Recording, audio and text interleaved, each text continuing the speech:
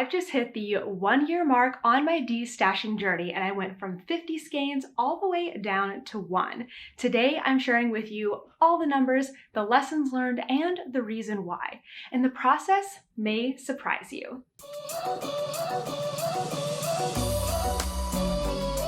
Hey everyone, my name is Natalie, also known as Knitty Natty. Welcome to my final stash update video of 2022.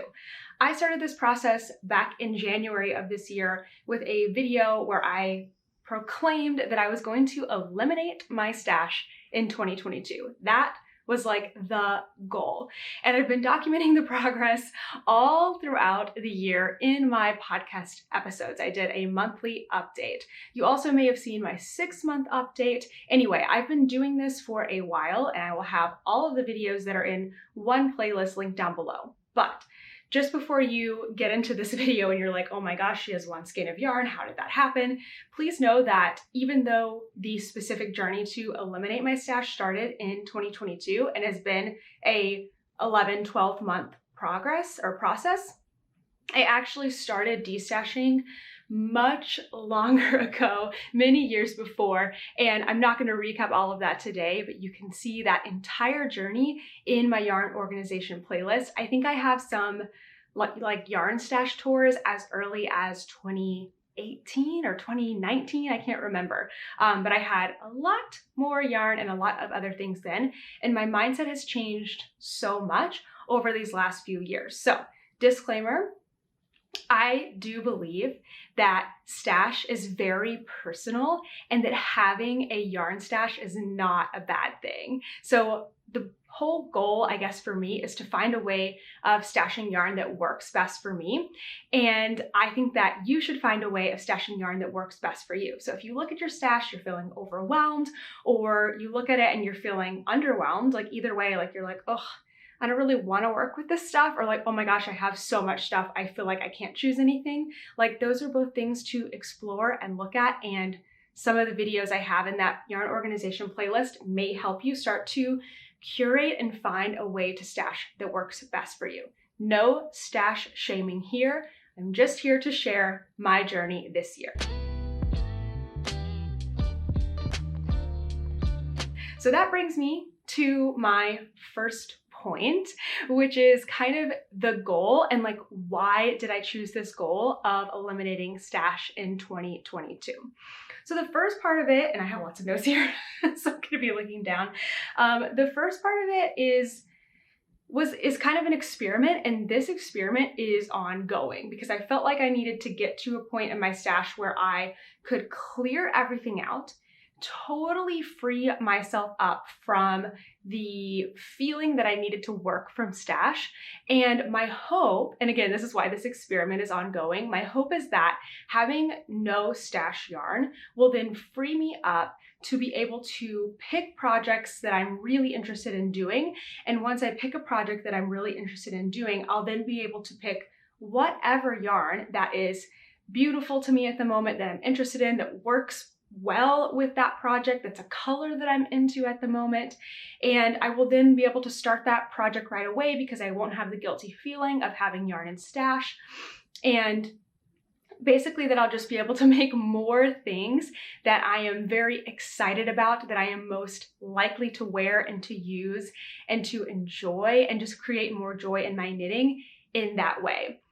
So I don't really know yet if that is going to be the result of having no stash, because I've only just now reached the point where I don't have anything to pull from.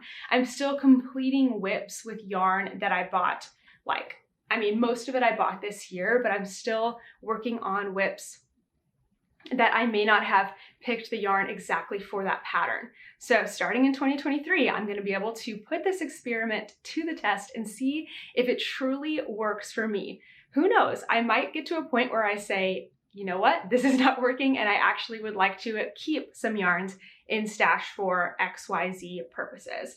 The other thing was I was feeling overwhelmed by my yarn stash, and I was just feeling guilty. Like, I think that guilt is something that is self-imposed, that is not a necessity or anything. Like, you shouldn't feel guilty for having yarn, but the yarn that I had wasn't always things that I loved and wanted to work with. And then looking at it every day and going, man, I don't really want to like use that yarn, was weighing on me. So again, if you're looking at your stash or you're looking at your yarn and you're feeling this way, it's okay to start kind of analyzing things and looking through things. And I'm going to share my lessons here after I share all of the numbers. And I just learned so much this year about myself, what I truly love to work with. And I feel like I'm better equipped now to go out and make better purchasing decisions in the future.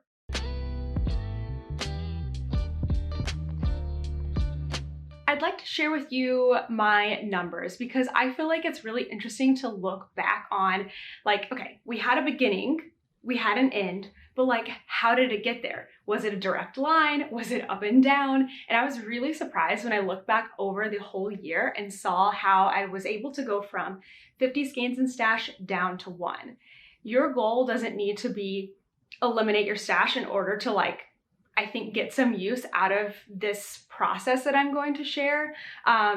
You don't have to be eliminating stash at all. You could just be wanting to curate your own stash and create a beautiful, workable stash for you. But I just found it so fascinating to go back and reflect on the numbers. And don't worry, we're gonna keep it like nice and fast and interesting. So first I wanna share with you the month-to-month numbers. Like, okay, here's where we started at the beginning of the month. Here's what was added in, here's what was taken out, and how I ended the month for each of the 12 months of the year. For most of the months, I also took a picture, which I think is kind of fun to see, like the stash going down. Totally recommend that if you are creating a goal just to like work through your stash at all. Try to take a photo like the first of every month or the end of every month. Being able to look at progress, I think, is really, really helpful. And then the other thing that I did, and I started this in the second half of the year, is I created an in and out chart in a notebook. So every time I had yarn come in, I would write down how many and like either the name of the yarn company or like what I was using it for. And then every time yarn went out, I also would write it down. And that way I just could do like totals at the end of the month, which was very helpful for me and just kind of helped keep me on track. So with that, let's look at the numbers month over month. So the last time I shared my numbers in a separated video was my 6-month stash update. So that is still there, and I share a lot of other lessons and things in that video.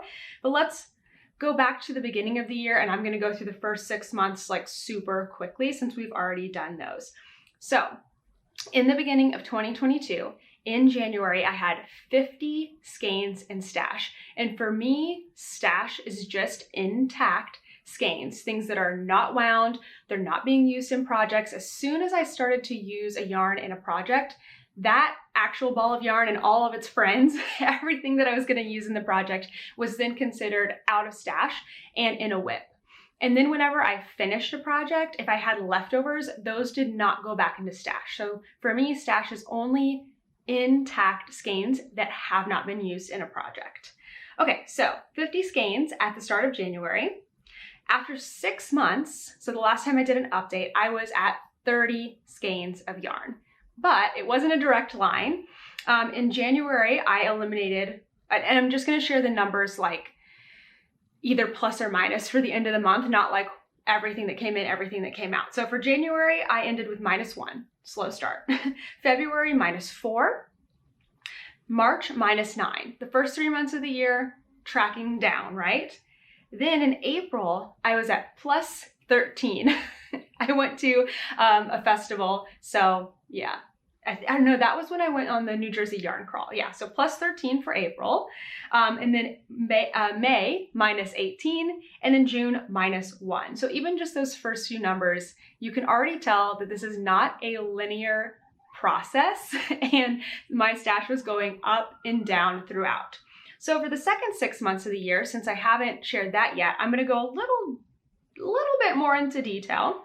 And again, we'll share pictures as much as we can. So before this half of the year began, I had some initial like worries because One, I was running some make-alongs, so Sock Week and Sockmas. I knew that I would have yarn coming in for those things because I always source like exclusive colorways, and so I knew I would have those things, and then I'd want to work with those things, and I needed to plan for that.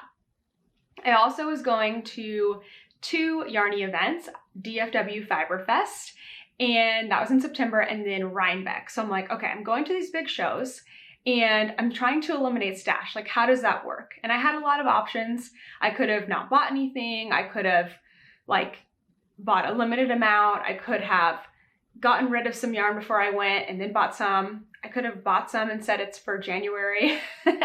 Didn't do that, but there was so many things, so many options for me to explore. And ultimately I ended up not really getting that much. At DFW Fiber Fest, I ended up buying more, but I bought with the intention of using the yarn as giveaways. I just couldn't like walk away from the special colorways, and I wanted to buy them, but I didn't actually want to use them myself. Like, genuinely, I was like, these aren't my colors, but they're beautiful and somebody will love them. I just want to like buy them, support the dyer, and like for a week have this special colorway. I don't know. And then I was like, okay, perfect. Now I have taken some beautiful yarn and I have it for giveaway prizes for either YouTube or in my membership, whatever. But let's start with July. Okay, so in July, I used up a total of 10 skeins. And sorry, at the end of June, we had 30. So July, I used up a total of 10 skeins. I gifted 6. I used 2 as a prize. I used 1 for Sock Week and 1 for a dress that I was working on. And I ended July with 20 skeins. So July was a -10. In August, I used up 18 total skeins, 1 for socks, 3 as a gift, 1 for my dress, 1 for a hat, 11 for a sweater, this was Alpenglow territory, and 1 for a cowl. But I added 17 skeins, and most of these were for Alpenglow, the sweater for Rhinebeck. So I ended August with 19 skeins, so I only was at a -1 for August. In September, I used up 24 total skeins, 1 for a prize, 2 for a hat, 7 for sweaters, and 14 as gifts or donations. I added 22 skeins. This is through DFW Fiber Fest that I went to, also some other travel, and then purchasing yarn for the twists and turns. I did that in September, so I ended September with 17 skeins or a -2. So this is definitely where I was starting to get a little worried. Even though I was looking through my stash and like eliminating stuff by giving it away and not saying like I have to use yarn, etc., it was still going down at a very slow rate. July -10, August -1, September -2. I'm like, I'm getting to the end of the year. What am I gonna do? And again, I just kept like pushing forward, and like my goal is to eliminate my stash. I'm gonna get as close as I can, and that's the best that I can do. And there's still 3 months left, and you never know how the journey is gonna go. So in October, I feel like I really started to see the light at the end of the tunnel. This is what happened in October.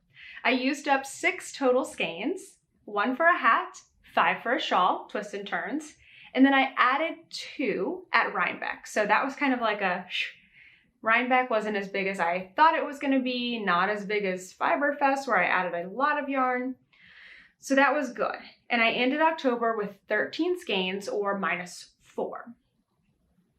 That brings us to November, where I used up a total of 15 skeins, 2 for prizes, 4 as a gift. That was a sweater that didn't work out, so I sent it off to somebody else. 2 for knitted knockers, 1 for a hat, 4 for a sweater, and 2 for Sockmas socks.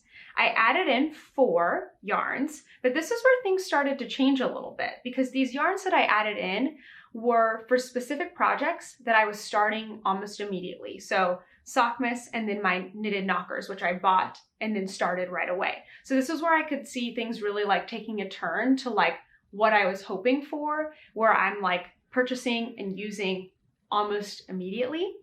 very different. Haven't gotten to experience it very much because that really only started to happen towards the last part of the year, but we'll see for 2023. Okay, then that brings us to December.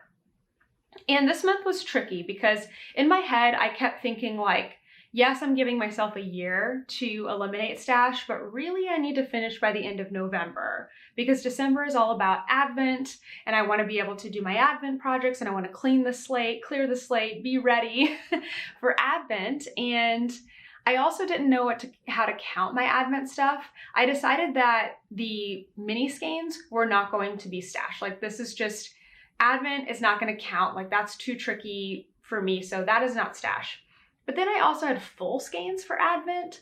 However, I haven't opened those yet because they're on the 25th day. So I'm also just deciding that those things don't count for stash. So technically I will have a couple of skeins at the end of the year that I open up and are going into my stash. Maybe I will use them, maybe they will sit for a little bit, or maybe I will give them away. I really don't know yet, but since today is actually December 18th, I have calculated December for everything that I know is going to happen and where I'm going to be with my stash after all of these projects begin.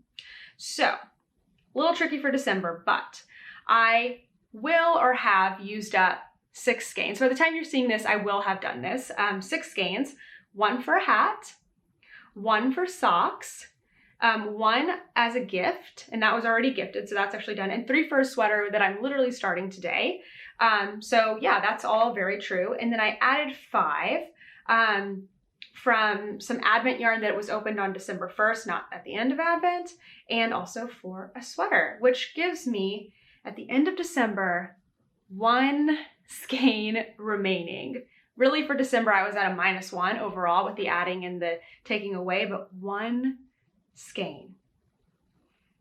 It's just absolutely wild. I am so proud of myself for this because when I started out, I mean, I did have the goal of eliminating stash, but I don't know if I truly believed it would happen. Like, I think I thought, you know, I'll get close.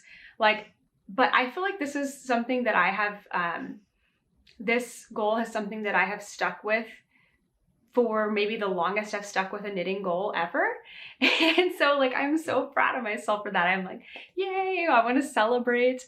But I think what helped me get there was the month-to-month tracking. Starting in my notebook is what really, really helped. Really being honest with myself and like reflecting on what I wanted to be working on. And I can't wait to share the lessons with you because this is where we'll really get into that. Allowing myself to see other possibilities.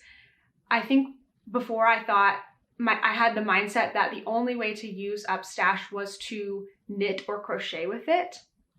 And this may not be an opinion that everyone shares, but I started to see this year that I could let go of my stash in other ways. And actually it was very joyful for me to then give my stash away to other people, or like say, literally yesterday, I was meeting up with somebody new. They didn't have any projects to work on. So I was able to grab an extra skein of yarn that I had, wind it up for them and gift it to them. It was a skein that I was like I wasn't 100% certain I was going to work with. It wasn't something that I had exclusively picked out for myself. And it was so nice to be able to like give that to somebody. Like, it was so great. So this has been really, really cool. I also feel like it went up and down way more than I anticipated. If you asked me at the beginning of the year, I would have thought that I would have had a steady decline. And honestly, it's not that far off. There's like one peak, I think, in it, and we'll get into that in just a second. But I don't know, it's just, I learned this year from my perfectionism course, and it's like, we make and set the goal. The goal was eliminate stash. You don't have to know the journey. You don't have to have a perfect plan. Start with the first few months. So that's what I did. Like the first few months, like you could see, went down. Start with the first few months, and then you figure it out from there, and you set aside time to sit down and make a plan. And that's what I did month over month. And you'll figure it out. And if your goal is like super high, like my goal is super high, get rid of all of my stash. If I made a goal to like eliminate my stash by half, like that would have been a good goal too, but like I wouldn't have gotten as far as I did. So because my goal was so high, I was working towards it as hard as I could. If I had gotten down to 0 skeins, I would have been happy. If I had gotten down to 5 skeins, I would have been happy. But because the goal was so high, I knew I was going to get so much closer than setting my goal in a like undermining myself in my goal and like picking something smaller. Okay, I want to share with you the one last number thing. I promise we're not going to stay on numbers for too much longer, but just looking at the total of things, I created myself a little chart, so let's get into that next.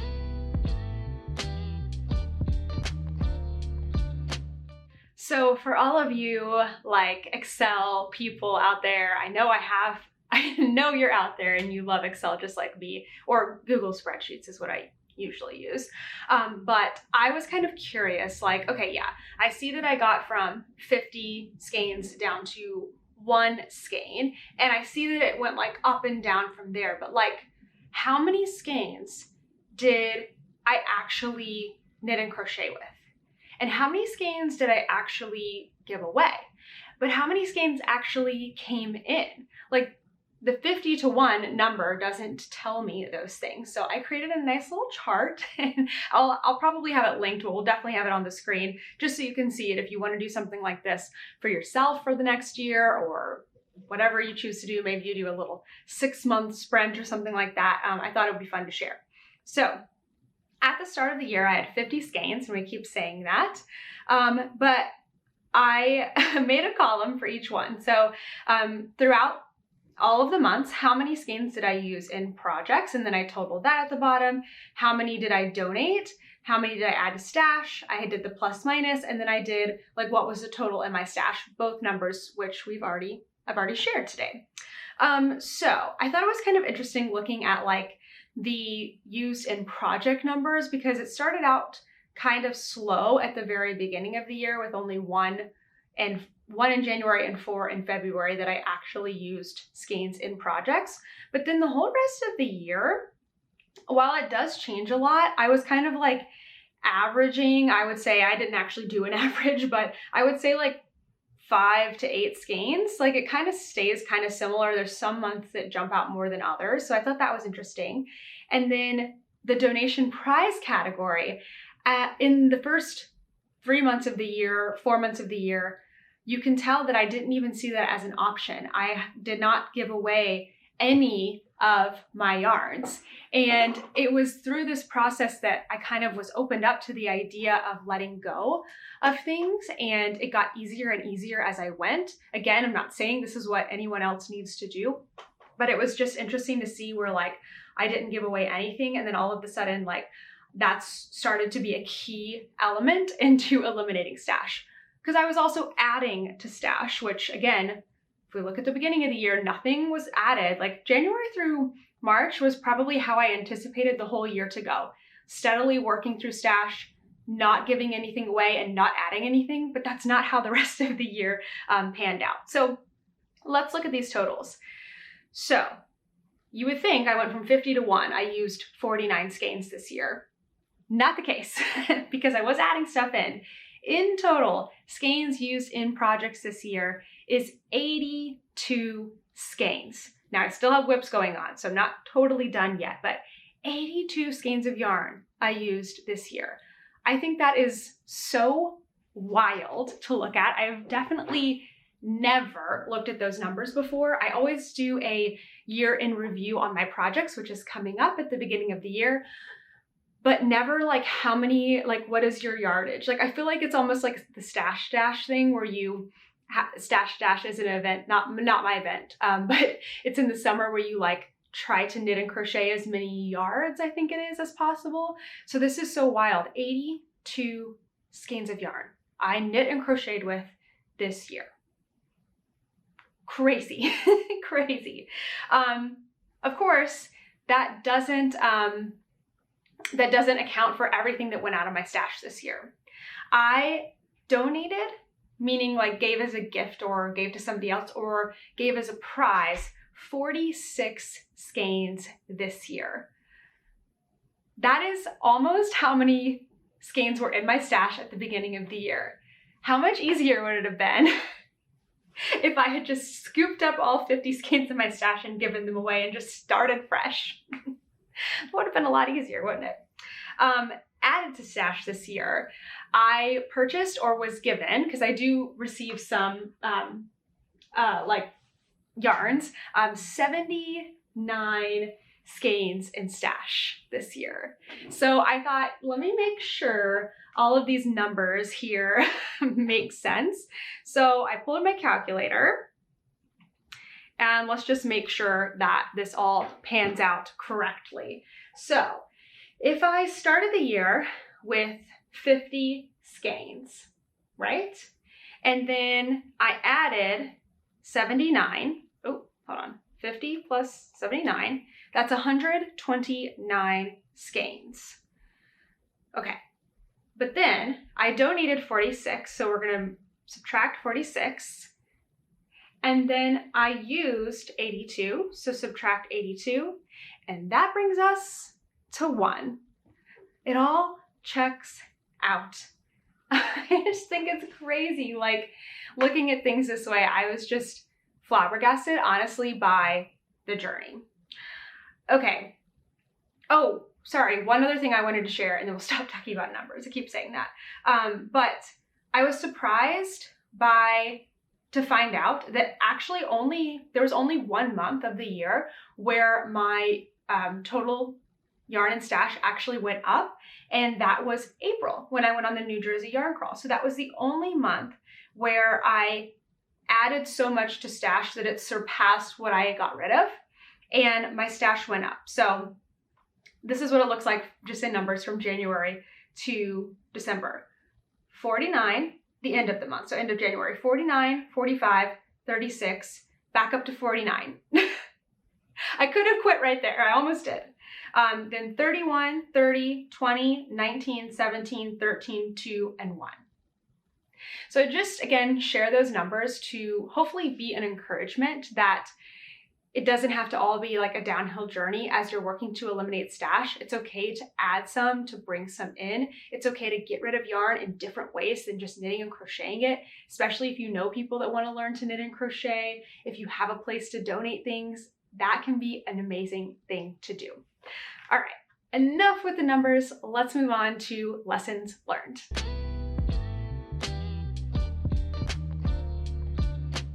I have 2 big lessons that I want to share with you in this video. I definitely shared more lessons in my 6-month stash update, but I don't want to reiterate anything that I already shared. So if you're going along the stash journey, head to that video. I will have it linked. You can see all of the lessons that I learned when I was in the middle of things and not knowing the result and how it was going to turn out. But today I want to share with you 2 things that I learned. One is like a 5-parter, so here we go. I learned that I can still enjoy buying yarn while stashing down. This was a really key part of my process. I did not tell myself ever that I couldn't add to my stash, because I knew if I was that extreme, I would fail. Like, I would buy something and then I would see it as failure and then I would quit on the process altogether. So allowing myself the flexibility to be able to purchase things while still stashing down actually worked in my favor mentally, but it also needed to be dealt with physically. Like, how do you add to stash but also eliminate your stash at a faster rate? You're not gonna all of a sudden 1 year knit and crochet more than you have been in the past. It's definitely a process. So there was some other things within that I learned. So one is that buying yarn and using yarn are 2 separate hobbies, and both really can bring joy. So if you enjoy buying yarn, it's okay. There are so many fun things about buying yarn. There's amazing colors that have the most fun names, and you're never going to be able to get them again. So if you enjoy doing that, buying that and getting that, it's okay. You don't have to use it right away. And using your yarn is totally separate. If you enjoy knitting and crocheting with your yarn, that doesn't mean you have to knit and crochet with all of your yarn. Like, it's just not gonna happen. They're two separate things and both can bring you joy. And where I really saw that play out for me is when I went to DFW Fiber Fest this year. And I was not buying for projects. Like, I didn't have any projects in mind, but I wanted to buy yarn. Like, I wanted to just experience, I guess, that like dopamine surge and like enjoy being there, support other makers. But I was able to look at it differently and go, I can buy this yarn and I don't have to use this yarn. I can use this yarn not to knit and crochet for myself, but I can use this yarn to give as a gift to somebody else or to give as a prize to somebody else. Now, we're not all in the same situation, but you definitely have people, I'm sure, in your life that might enjoy learning to knit. Give them a learn to knit gift or kit, or other knitters and crocheters that you know. So that was really an interesting experience for me. You can also just buy yarn and it can stay on your shelf and you can look at it and it can be beautiful. How many other hobbies have collectibles that literally don't serve a purpose? Yarn has potential, but it doesn't have to. You can just buy it and have it, and that is okay. So, big part that I learned this year. I also found that it's okay to give away yarn that you don't use and that it can actually be fun. The first few months of the year, I wasn't giving away anything. I was feeling like because I had spent money on it, I needed to use it. Like, I needed to use it, but that's not true. I did spend money on it, and that part was over. That fun part, spending the money buying the yarn, that part was done. Using it is a totally different thing. If you are in a situation where, you know, you're not able to go out and get more yarn, of course you want to keep a stash and like have things at your disposal to be able to use. But if you don't need that and you have an excess of yarn and you have so many things that are like staring you in the face that you don't actually want to use, it's okay to let go of them. You may not feel that way right now, but start maybe being open to exploring that idea. A strategy that I really like to use, not just in my yarn stash, but in like clothes and all kinds of things, is take everything and then just pick out everything that you love at the moment. Take the things you love and put them back on the shelf where you can see them. Take the things that you're maybe, no, I don't know, and put them in a separate space, like in a box in your closet or whatever. Then take your phone and set yourself a reminder for 1 month time, 2 months time, 3 months time, to go back and look at what's in the closet. So that way you've separated out the things you love so much and you're looking at them every day, and the guilty ones, the ones that you're not so sure about, are not staring you in the face. You've also done the mental process of making that separation and dividing those things. So if someone comes over and wants to learn to knit, oh, you know, take a look at this yarn that's in this box. Don't look at the yarn on the shelf. I love that stuff. You know, you have that place to go to, or if you need to knit a gift for somebody or something like that. You also get to take a break from looking at those things, and it helps you to make different decisions. So then when your calendar alert goes off in your phone, whether it's 1 month, 2 months, or 3 months later, you don't need to look at the yarn on the shelf. You already decided that you love that. That can stay. You don't need to go through everything every time. You can go to the box, look at it again. You know what? Oh, I really do like this skein. Let me put it on the shelf. You know what? That yarn, I don't think I'm ever going to work with it. I think I'll take it down to like the local school or whatever, like get rid of it. And then anything that you're still not sure goes back in the box. You set another timer. This is like my favorite strategy to use because it means that you can make decisions without making permanent ones. And it is so, so nice to do. I also found that when I was looking at yarn, like, I don't know, something about this process like made me naturally buy less yarn. Like, I didn't have to force myself to buy less yarn because I allowed myself to buy yarn. If that doesn't really make sense. Let me see if I can explain what I meant here when I made these notes. Like, naturally, when I went to these events in the fall, I wasn't in the mood to buy yarn. When I saw something I really liked, that's when I got it. The things that I ended up getting actually at Rhinebeck were a skein of yarn that I knew I couldn't get elsewhere because it was Sorella's Autumn in New York color. And I actually selected the color with other people in mind. And I selected it as a giveaway gift. I thought maybe I'll use it, but I know it's not exactly my color. So I'm probably just I just want to pick the prettiest thing that I think other people will like. And then the other skein was something that Kent got because he wanted a hat out of it and he was looking for a specific color and saw it. So just naturally, without any effort, that was the process that my mind was in, because I was looking at my stash and being very picky about things. So it's just wild how that can happen. You know, it's kind of like when you're tracking something, the more likely you are to be aware and cognizant of those decisions. I will say that I have an event coming up in February. I'm going to Vogue Knitting Live. So I will have to kind of think about that before I go and see where I'm at in my mindset, see if I want to purchase things. If I see something beautiful that I want to get, I'm not going to stop myself from getting it. That's the thing. I'm not going to stop myself. I know now that I can buy yarn and I can take it home. And if I decide later that I'm not going to work with it, it's okay to let it go. And that's just working for me right now. It's a weird thing, but it's working. And then last thing I will say on this point of still buying yarn while stashing down. I still had purchases that I made that didn't work out, kind of regret purchases. The first ones that come to mind are my Alpenglow. I ordered yarn for my Alpenglow. I received it and I realized that it was not going to work for the sweater. The colors just weren't right.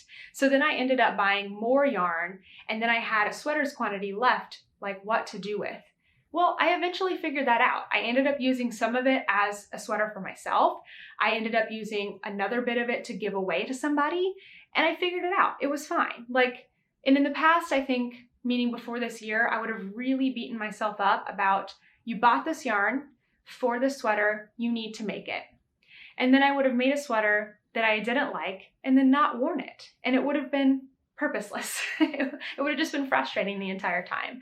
So it's just, I don't know. I just feel like I don't feel forced now to knit with yarns that I don't want to work with anymore. And I'm okay with the possibilities, or the very likely probability, that I will still buy yarns, even if I'm completely cleared out and I'm buying what I like that day and I'm casting it on that afternoon. I still may make a decision on a color or a yarn and a project match. It still may not work, and that is okay.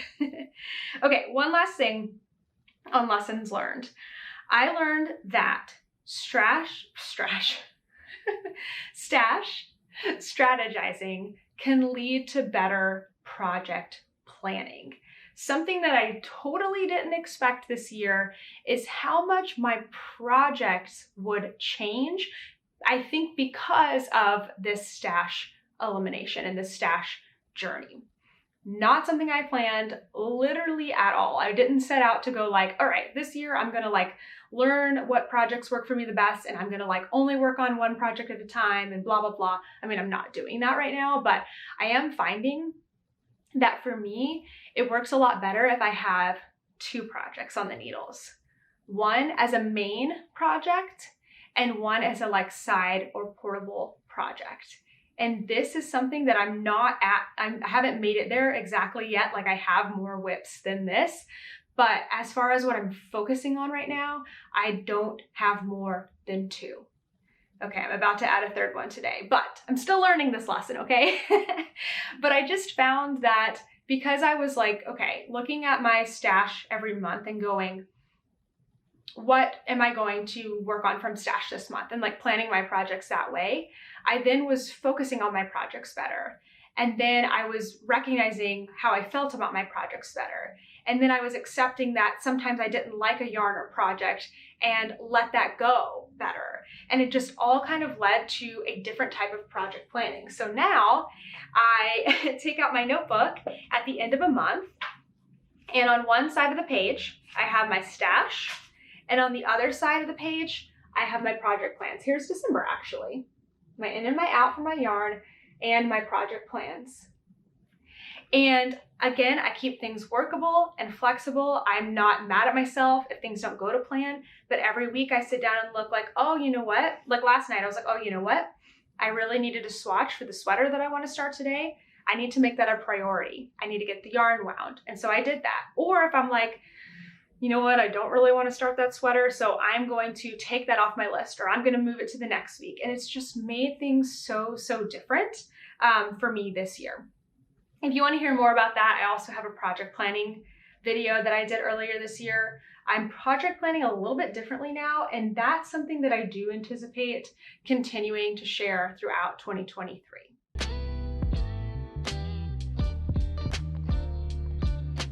So, what are the plans for next year? That's something that you're gonna have to wait and see. I have thought about how I want to continue working on stash in the new year.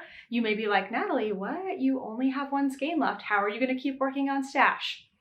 You'll see, but that's gonna come in a later video. I can't wait to share with you all of those plans. If you're feeling inspired today to work on your stash, I definitely encourage you to look back through my yarn organization playlist, which will be linked down below. If you are in a different place in your journey where you're just starting, maybe start further back at one of the videos that I did in 2019. If you're ready to kind of like work towards that elimination stage, start with the first video I did in 2022, where I'm going to eliminate my stash, then maybe look at my 6-month stash update, and then following, this video that you've already seen. I am so happy to help you along your journey and give you encouragement. So let me know if you're working on your stash down below. And if you watch this video and you're like, this is the craziest thing I've ever heard, like, I don't really want to get rid of any yarn, don't. Literally, don't do it. You should have a stash that you look at and it makes you happy, whether you're working to curate and pull things out or looking to add things in that you love and that inspire you. Both things are definitely okay. Thank you so much for watching this video. Happy New Year, and I will see you in the next one. Bye.